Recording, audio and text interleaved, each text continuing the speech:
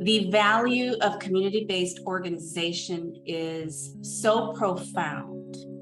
And while folks may appreciate that we do a lot of good in the community, I don't think that the understanding of us being an essential partner for relaying information, relaying the importance of safety, relaying the message that this can save your life is critical.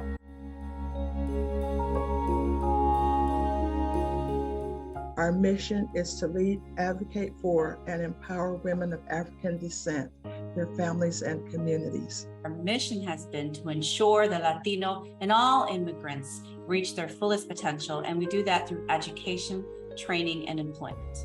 And our mission is to protect all Kansans against vaccine-preventable diseases. The Figueroa Family Foundation works for community wellness, targeting hunger, fighting racial and economic inequities, and providing an inviting space for learning and cultural engagement. So TAPI is a statewide nonprofit coalition of over 500 partner organizations who each possess unique skills to address vaccine barriers and challenges we face here in Arizona. We have worked with everyone from youth to seniors. And those are the things that I really like and appreciate. Favorite thing about working at Instituto are my colleagues, my day-to-day interactions with the students and the families, the resiliency and innovation they have shown, especially during the last 2 years. It is a privilege and honor to see how we have overcome the many obstacles, because obstacles are nothing new to our community. Just the people and the community we've built here. It's phenomenal.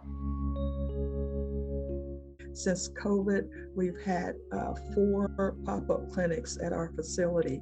Those are the things that I really like, because you can actually see what's going on and people know where you are and they can come to you for resources, and you are really helping the community. There was a patient that was being discharged from the hospital, and a former volunteer here who was a medical student at the time, and I was a doctor, she reached out to me, she messaged me, and basically let us know that the patient was to be discharged pending them receiving a wheelchair, and considering that they were double the amputee, they desperately needed that wheelchair, and the insurance company was not going to provide one for them.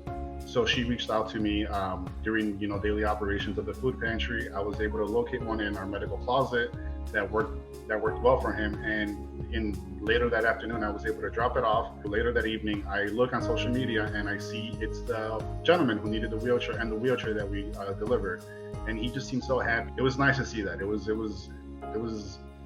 great. We just tend to underestimate sometimes how much time it takes to develop those relationships.